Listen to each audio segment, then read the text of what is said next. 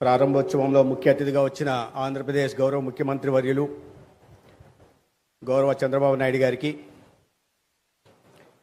వేదిక మీద ఉన్న గౌరవ మంత్రివర్యులకి, ప్రజాప్రతినిధులకి, ముఖ్యంగా కిమ్స్ శిఖర యాజమాన్యం చైర్మన్ వల్లేని భాస్కర్ రావు గారికి, కుటుంబ సభ్యులకి, ఈ సమావేశానికి ఇచ్చేసిన ప్రముఖులందరికీ నమస్కారం.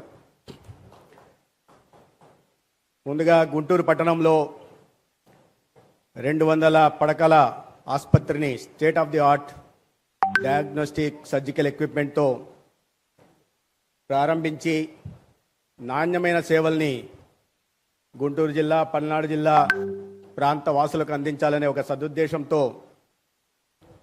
ఈ ఆసుపత్రిని ప్రారంభిస్తున్న సందర్భంగా భాస్కర్ రావు గారికి, వారి తనయులు డాక్టర్ అభినయ్ గారికి, అద్విక్ గారికి నేను ముందుగా శుభాకాంక్షలు తెలియజేస్తున్నాను. వారి ప్రస్థానం 2000 సంవత్సరంలో మొదలైంది. ఒక యాదృచ్ఛికం ఏంటంటే, వారు మొట్టమొదటి ఆసుపత్రి నెల్లూరులో 200 పడకల ఆసుపత్రి బొల్లేని హాస్పిటల్ని ప్రారంభించినప్పుడు నేనున్నాను. ఇవాళ సేవల్ని విస్తరిస్తూ 16వ ఆసుపత్రి ప్రారంభిస్తున్న సందర్భంగా కూడా నేనున్నాను. అయితే చిన్న తేడా ఏంటంటే, ఆనాడు ఆసుపత్రి ప్రారంభోత్సవంలో ముఖ్య అతిథిగా ఉంటున్న కేంద్ర మంత్రి వెంకయ్య నాయుడు గారికి నేను ఓఎస్డీగా ఉన్నా.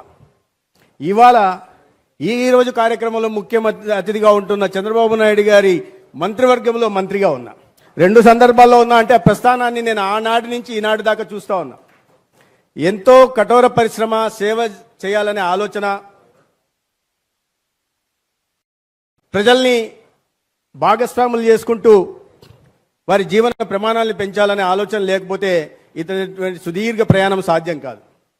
ఒక ఆసుపత్రి నుంచి వాళ్ళ 16 ఆసుపత్రులు, 200 పడకల ఆసుపత్రి నుంచి 5000 పడకల ఆసుపత్రి, ఒక పట్టణం నుంచి ఇవాళ ఆంధ్రప్రదేశ్, తెలంగాణలో అన్ని పట్టణాలకు విస్తరిస్తూ 5 రాష్ట్రాలకు కూడా విస్తరించడం, ఆ క్రమంలో నాణ్యమైన వైద్య సేవలను అందిస్తూ మంచి పేరు తెచ్చుకోవడం చిన్న విషయం కాదు. ఈ సందర్భంగా నేను బొల్లినేని కుటుంబంకి ప్రత్యేకంగా అభినందనలు తెలియజేస్తున్నాను. వ్యాపారం మనం చూసాం, ఇప్పుడే చెప్పాను నేను, state of the art equipment. ఇటువంటి ఇన్ఫ్రాస్ట్రక్చర్ క్రియేట్ చేయాలన్నా, ఇంత అధునాతనమైన పరికరాలను సమకూర్చాలన్నా, అదే క్రమంలో ఇటువంటి నైపుణ్యత కలిగిన సిబ్బందిని తీసుకోవాలన్నా చాలా డబ్బుతో కూడుకున్న పని. అయితే ఇంత వ్యాపార కోణంలో చూడాల్సిన అవసరం ఉంది. కానీ ఆ వ్యాపార దృక్పథంతో పాటు కాస్త మానవతావాదాన్ని అద్ది సేవాభావంతో దాదాపు 2 దశాబ్దాలకు పైగా విశిష్టమైన వైద్య సేవలను అందిస్తున్నందుకు వారి శుభాకాంక్షలు తెలియజేస్తున్నారు. ప్రైవేటు భాగస్వామ్యం కూడా రావాల్సి ఉంటుంది. పెద్ద దేశంలో ఈ ఆర్థిక వనరుల ఇబ్బంది ఉన్న దృష్ట్యా ప్రభుత్వంతో పాటు ప్రైవేటు భాగస్వామ్యం వస్తేనే ఏ రంగమైనా ముందుకెళ్తుంది. వారు విశేష సేవలు అందిస్తున్నారు.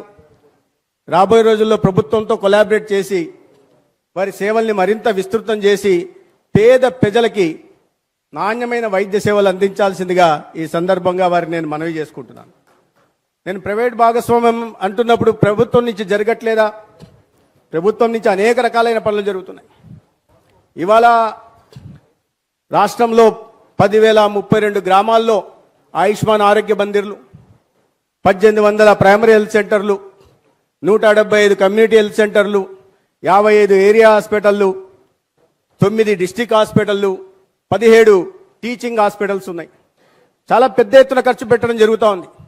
గౌరవ ముఖ్యమంత్రి గారు ఈ ఆర్థిక సంవత్సరంలో కూడా అత్యధికంగా 2వ స్థానంలో 18,500 కోట్ల బడ్జెట్ కేటాయించారు. ప్రత్యేకంగా ప్రజలకు వైద్య సేవలను ఉచితంగా అందించాలా, అటువంటి ఖరీదైన వైద్య సేవల్ని 25 లక్షల వరకు ఖరీదైన వైద్య సేవల్ని కూడా ఉచితంగా అందించాలనే ఉద్దేశంతో ఎన్టీఆర్ వైద్య సేవ కింద 4,000 కోట్లను కేటాయించడం జరిగింది. రాబోయే ఆర్థిక సంవత్సరంలో కొనసాగుతుందని భావిస్తున్నాను.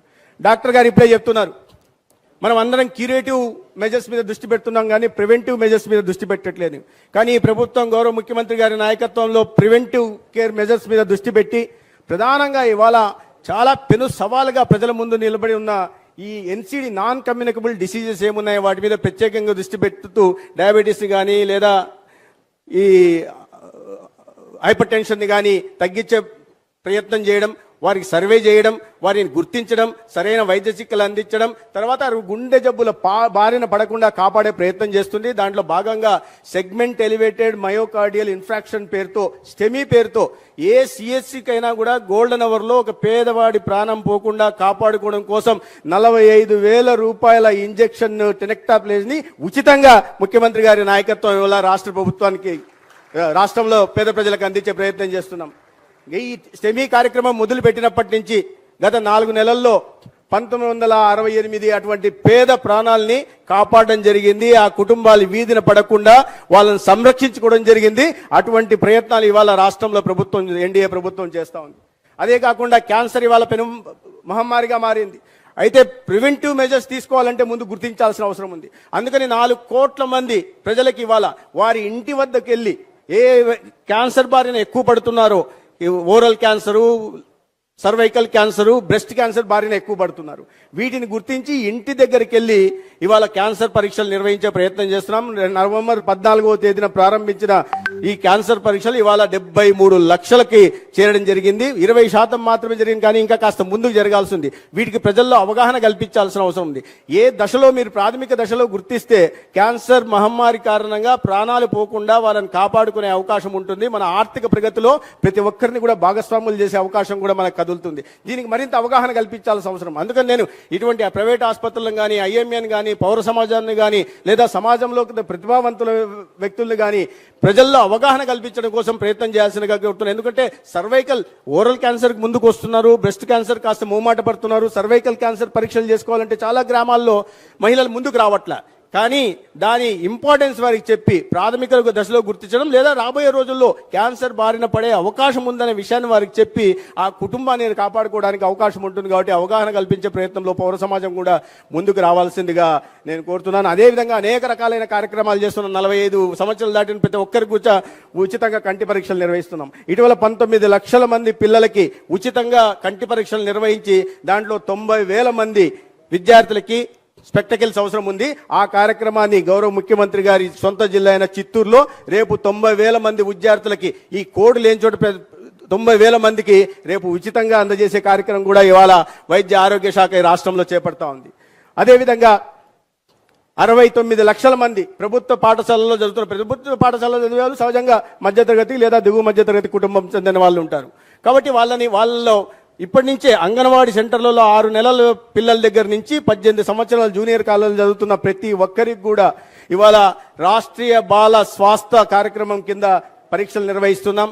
దాని కారణంగా ఇవాళ పిల్లల్ని 4 డిలేస్ ఏవైతే ఉంటాయో, డెఫిషియన్సీస్ కానీ లేదా బర్త్ డిలేస్ కానీ ఇటువంటి డిసీజెస్ కానీ 4 Ds గుర్తించి తద్వారా 44 రకాల వ్యాధుల బారిన పడే విషయాన్ని గుర్తించి ఇక్కడి నుంచే వాళ్ళ హెల్త్ రికార్డుని కూడా, ఈహెచ్ఆర్ని కూడా తయారు చేసి భవిష్యత్తులో ఆ ఈహెచ్ఆర్ ఆధారంగా కూడా వారికి నాణ్యమైన వైద్య సేవలు అందించి వాళ్ళలో మానసిక ఎదుగుదలతో పాటు శారీరక ఎదుగుదలకు కూడా కావడానికి ప్రయత్నం ఇవాళ రాష్ట్రంలో జరుగుతుంటే అనేక రకాలైన కార్యక్రమాలు ఇవాళ రాష్ట్రంలో జరుగుతున్నాయి. అయితే ఈ క్రమంలో అనేక రకాలైన ఇబ్బందులు ఎదుర్కొనడం జరుగుతూ ఉంది. కేంద్రంలో నరేంద్ర మోడీ గారి ప్రభుత్వం, రాష్ట్రంలో చంద్రబాబు నాయుడు గారి ప్రభుత్వం వైద్య రంగానికి విశేషమైన ఇది అందిస్తున్నప్పటికీ నేను రాజకీయాలు ఇక్కడ మాట్లాడదలుచుకోలేదు. ఎందుకంటే ఒక ప్రస్తావన తెచ్చారు ఇప్పుడే డాక్టర్ గారు, అవయవ దానం గురించి మాట్లాడారు. వారు అవయవ దానం కూడా మీరు ఒక విషయం చెప్పాల్సింది ఇక్కడ. నేను ఇవాళ ఈ సంవత్సరంలో మన ప్రభుత్వం వచ్చినప్పటి నాటి జూన్ నాటి నుంచి ఈ రాష్ట్ర చరిత్రలో ఏనాడు జరగని విధంగా అతి ఎక్కువ మంది 69 మంది అవయవ దానం చేస్తే 252 ట్రాన్స్ప్లాంటేషన్లు జరిగాయి. గతంలో ఏనాడు కూడా జరగలేదు. మరి ప్రజలు ఎందుకు ముందుకు వస్తున్నారంటే కారణం ఉంది. డాక్టర్ గారు ఈ మన ప్రభుత్వం వస్తూనే ముఖ్యమంత్రి గారి ఆదేశాల మేరకు ఈ అవయవ దానం చేస్తున్న వారికి ఒక 10,000 రూపాయలు ఇవ్వడం, వారిని గౌరవంగా ఆసుపత్రి నుంచి ఆ పార్థివ దేహాన్ని తీసుకెళ్లడం, సొంత గ్రామానికి చేర్చడం, తర్వాత జిల్లా అధికారి కలెక్టర్ కానీ లేదా ఎస్పీ సారథ్యంలో వారి అంత్యక్రియలు నిర్వహించే విధంగా కూడా జీవో ఇవ్వడం జరిగింది. రాబోయే రోజుల్లో ఆ కుటుంబంలో నేను గౌరవ ముఖ్యమంత్రి గారి దృష్టికి తెస్తున్నా, ఆ కుటుంబంలో ఇంత అవయవ దానం చేయడానికి ఇంత ఉదాత్తతో ముందుకు వస్తున్న ఆ కుటుంబాన్ని గుర్తించి, వారి దాతృత్వాన్ని గుర్తించి, వారి గొప్పతనాన్ని గుర్తించి ఆ కుటుంబంలో ఎవరికైనా మనం కాంట్రాక్ట్ బేసిస్లో కానీ లేదా అవుట్సోర్సింగ్లో ఉద్యోగం ఇచ్చే అవకాశాన్ని వాస్తవాన్ని కూడా గౌరవ ముఖ్యమంత్రి గారు గుర్తించాల్సిందిగా నేను కోరుతున్నా. గతంలో మరి ఇంత పెద్ద ఎత్తున ఎందుకు రాలేదు అంటే బహుశా వాళ్ళు ఇస్తున్న అవయవాలను కూడా ఏమన్నా బహుశా అనుకున్నారేమో తెలియదు. గతంలో ఏనాడు రాలి 5 సంవత్సరాల్లో రాని విధంగా సడన్ గా ఈ సర్జ్ ఇక్కడి నుంచి జూన్ వచ్చినప్పటి నుంచి అందరు అవయవ దానం ముందుకు రావడానికి జీవో ఒక కారణం కావచ్చు, కానీ ప్రభుత్వం వారి సేవల్ని గుర్తిస్తుంది అనే భావంతో ఇవాళ కుటుంబ సభ్యులు ముందుకు వస్తున్నారు. 10 సంవత్సరాల నేను అబ్బాయి కూడా ముందుకు రావడం జరిగింది. జెమ్స్ హాస్పిటల్లో దురదృష్టవశాత్తు మరణించిన. అయితే రాష్ట్రంలో 5 సంవత్సరాలు జరిగిన విధ్వంసాన్ని సరిచేయడం అంతా నేను రాజకీయాలు మాట్లాడదలుచుకోలే, కానీ సరిచేయడం చిన్న విషయం కాదు. వాస్తవ పరిస్థితులు కూడా చెప్పాల్సిన అవసరం ఉంది. మంత్రిగా బాధ్యతలు తీసుకుంటూనే నేను ముందు మంత్రి శాఖకి వెళ్ళిన తర్వాత ఏంది చూద్దామంటే ముందు నాకు చెప్పింది ఏంటంటే సార్ ముందు 6,500 కోట్ల అప్పు ఉంది, దీన్ని తీర్చండి, తర్వాత మిగతా విషయాలు మాట్లాడుకుందామని. కాదు కదా, హాస్పిటల్ కట్టచ్చు కదా, దీంట్లో స్ట్రెంథన్ చేయొచ్చు కదా, అక్కడ డాక్టర్ల నియామకం చేయొచ్చు కదా అంటే అవి ఏమీ లేవు. ముందు 6,500 కోట్లు అప్పు ఉంది, ముందు దీన్ని కట్టండి, ఆరోగ్యశ్రీ కింద పేదలకు ఉచితంగా వైద్యం అందించాలి. అది గతంలో ప్రభుత్వం ఇవ్వకుండా 2,500 కోట్లు అప్పు పెట్టిపోయింది. తర్వాత డ్రగ్స్ సప్లైర్స్కి 1000 కోట్లు అప్పు పెట్టిపోయింది. తర్వాత చాలా ఆర్భాటంగా మొదలుపెట్టిన మెడికల్ కాలేజీలకి 700 కోట్లు అప్పు పెట్టిపోయింది. ఎక్కడ చూసినా అప్పు తప్ప మిగతా సేవ కనిపించలే. అటువంటి పాలన సాగింది. వాటిని సరి చేసుకుంటూ ఇవాళ దానికి అనుగుణంగానే పెద్ద ఎత్తున నిధులు ఇస్తూ ఉన్నారు, బడ్జెట్ నుంచి కేటాయింపులు చేస్తున్నారు. ఇవాళ అప్పులు చెల్లించుకుంటూ ఆ గ్యాప్స్ సరి చేసుకుంటూ ఆ డెఫిషియన్సీని కూడా సరి చేసుకుంటూ రోడ్డుపాట్లను పూడ్చుకుంటూ ముందుకు తీసుకెళ్లే ప్రయత్నం చేస్తుంటాం. గతంలో ఎప్పుడు ఒక 5 సంవత్సరాల్లో ఒక్క హాస్పిటల్ అప్గ్రేడేషన్ కూడా పోలే. కేంద్ర ప్రభుత్వం ఆయుష్మాన్ ఆరోగ్య మందిర్లు కట్టడానికి వెసులుబాటు కల్పిస్తే 5 సంవత్సరాల్లో కేవలం 1000 మాత్రమే కట్టగలిగారు. దానికి ఆర్భాటంగా విలేజ్ హెల్త్ క్లినిక్ అని పేరు పెట్టి బొమ్మ వేసుకున్నారు, కానీ వాటిని పూర్తి చేసే ప్రయత్నం చేయాల. ఇప్పుడు మిగిలిన 9,000కు పైగా కట్టాల్సిన బాధ్యత ఇవాళ ఈ ప్రభుత్వం కొత్త ప్రభుత్వం మీద పడింది అని అన్ని విధాలా అన్ని రకాలుగా కూడా ఇటువంటి చర్యలే తీసుకున్నారు. గతంలో ఏదైతే అప్గ్రేడేషన్ చేశారో కమ్యూనిటీ హెల్త్ సెంటర్లని వాటిని కూడా పూర్తి చేయలే. వాటిని పూర్తి చేయకపోతే ఇప్పుడు మనం పూర్తి చేస్తున్నాం. నందిగామ గతంలో 2018లోనే చంద్రబాబు నాయుడు గారు మంజూరు చేశారు, అది పూర్తి చేయలే. జమ్మలమడుగులో మంజూరు చేశారు, పూర్తి చేయలే. ధర్మవరంలో మంజూరు చేశారు, పూర్తి చేయలే. వాటిని ఇప్పుడు మనం చేస్తున్నాం. కానీ వాళ్ళు చేసిందల్లా ఏంటయ్యా అంటే ఎన్నికలకు ముందు కొన్ని ఆసుపత్రుల్ని కొన్ని సిహెచ్సిల్ని అప్గ్రేడ్ చేస్తున్నట్టుగా ప్రకటన చేశారు. ఉదాహరణకు ఇప్పుడే దుర్గేష్ గారు చెప్తున్నారు, ఎలక్షన్ల ముందు వాళ్ళు ప్రకటన చేసిపోయారంటే డబ్బులు ఇచ్చారా సార్ అన్న, అడ్మినిస్ట్రేటివ్ శాంక్షన్ ఇచ్చారు కానీ పైసా ఇవ్వలేదని. పోనీ హెచ్ఆర్ ఇచ్చారా సార్ అన్న, అది ఇవ్వలేదని. అంటే మీరు డబ్బులు అడ్మినిస్ట్రేటివ్ శాంక్షన్ ఇచ్చి 5 పైసలు నిధులు ఇవ్వకుండా హెచ్ఆర్ ఇవ్వకుండా అప్గ్రేడేషన్ ఎలా సాధ్యమవుతుందో మరి ఆ గౌరవ 5 సంవత్సరాలు అటువంటి అద్భుత పాలనను అందించిన వ్యక్తులే సమాధానం చెప్పాల్సింది. ఇవాళ మాట్లాడుతుంటారు మెడికల్ కాలేజీల గురించి మాట్లాడుతున్నారు. ఇవాళ మనకు అవసరం ఏంటి, మనం ఎంతవరకు మనం తట్టుకోగలం అనే విషయాన్ని పరిగణలోకి తీసుకోవాలా. ఇవాళ మౌలిక సదుపాయాల కల్పన మాత్రమే కాదు కదా, ఈ హెచ్ఆర్ కూడా అంటే ఫ్యాకల్టీ కూడా అంత మొత్తంలో అందుబాటులో ఉందా లేదా అనే విషయాన్ని కూడా గమనించుకోవాలా. ఆర్భాటంగా 17 మెడికల్ కాలేజీలు మొదలుపెట్టారు, పూర్తి చేయలేకపోయారు. 5 సంవత్సరాల్లో ఫైనాన్షియల్ ప్రోగ్రెస్ కేవలం 14% మాత్రమే ఉందని అంటే మీరు అర్థం చేసుకోవాలి. 14% మాత్రమే ఖర్చు పెట్టి ఆర్భాటంగా మనం 17 కాలేజీలు మొదలు కట్టేశామని కూడా చెప్తున్నారు. ఇప్పుడు చంద్రబాబు నాయుడు గారి ప్రభుత్వం ఆసుపత్రులు వద్దనింది, మెడికల్ సీట్లు వద్దనింది అని ఒక్క మాట సమాధానం చెప్పాలి నాకు. గతంలో ముఖ్యమంత్రిగా ఉన్న వ్యక్తి ప్రాతినిధ్యం వహిస్తున్న నియోజకవర్గంలో కూడా ఒక మెడికల్ కాలేజీని మంజూరు చేశారు.